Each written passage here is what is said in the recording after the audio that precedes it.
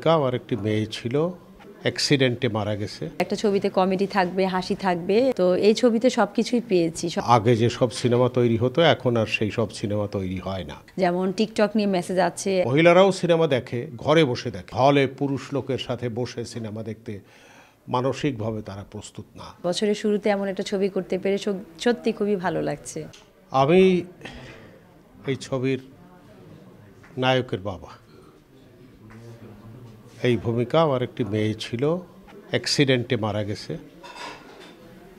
মেয়ে আমার খুব আদরের ছিল, আর ছেলেটি শান্ত, লেখাপড়া করে।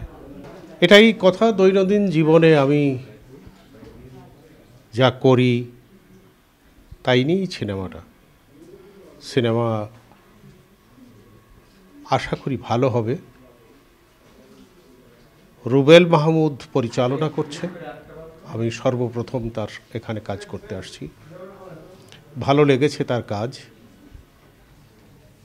আর এটা বোধহয় সাদা পলক মাল্টিমিডিয়া থেকে প্রযোজিত। নামটা ভালো না, সাদা পলক। আশা করি ছবিটাও ভালো হবে। আপনারা হলে গিয়ে ছবি দেখবেন। হল নেই, যাবেন কোথায়?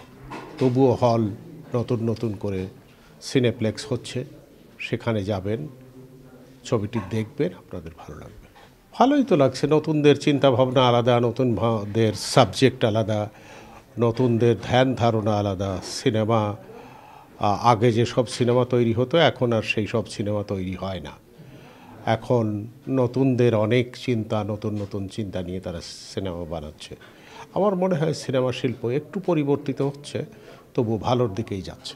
আশা করি ভালো হবে সিনেমার প্রচণ্ড সংকট। এ নিয়ে ঘন্টাকে ঘন্টা বলা যাবে। সর্বোপরি সিনেমা দেখে না মানুষ এখন তাদের বিনোদনের জায়গা অনেক। হাতে একটা মোবাইল থাকলে বিশ্ব তাদের হাতে। তারা বিশ্বের যে কোনো ছবি, সুপারহিট ছবি দেখতে পারে পয়সা দিয়ে। ইউটিউবে অনেক ছবি দেখতে পারে। তো হলে গিয়ে দেখার মন মানসিকতা অনেকের কমে গেছে। আর কিছুটা মহিলারাও সিনেমা দেখে, ঘরে বসে দেখে। তারা এখন আর ওই হলে পুরুষ লোকের সাথে বসে সিনেমা দেখতে মানসিকভাবে তারা প্রস্তুত না। নতুন বছরে নতুন ছবির কাজ করছি, আসলে অনুভূতি খুবই সুন্দর, খুবই ভালো লাগছে। আর ছবির গল্পটাও অনেক সুন্দর। এটা মানে লিখেছেন ময়না আজমেরি। সাদা পালক মাল্টিমিডিয়া প্রযোজিত, রুবেল মাহমুদ পরিচালিত। ছবির নাম হচ্ছে তুমি করে বলবে। এইখানে সবাই ভালো, কিংবদন্তি আছেন। আমাদের কাজী হায়াত ভাই, রেবেকা আপা, হাসমত ভাই আছেন, সরল হাসমত ভাই, যিনি কমেডি করেন। যে কমেডি ছাড়া এখন আসলে ফিল্ম, সবাই চায় যে একটা ছবিতে কমেডি থাকবে, হাসি থাকবে। যে আসলে আমরা আগেও দেখতাম যে একটা ছবিতে কমেডি থাকতো, হাসি থাকতো, বেদনা থাকতো, সব কিছু মিলে একটা ছবি।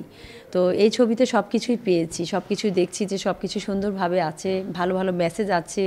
যেমন টিকটক নিয়ে মেসেজ আছে, একজন প্যারেন্টসকে, গার্জিয়ানকে সন্তানের প্রতি কী ভূমিকা রাখা উচিত সেটা আছে, সন্তানের কি হওয়া উচিত, নেগেটিভ পজিটিভ সব কিছুই এই গল্পে আছে। গল্পটা শুনে আসলে আমার খুবই ভালো লেগেছিল, যার জন্য আমি এক কথায় রাজি হয়ে যাই।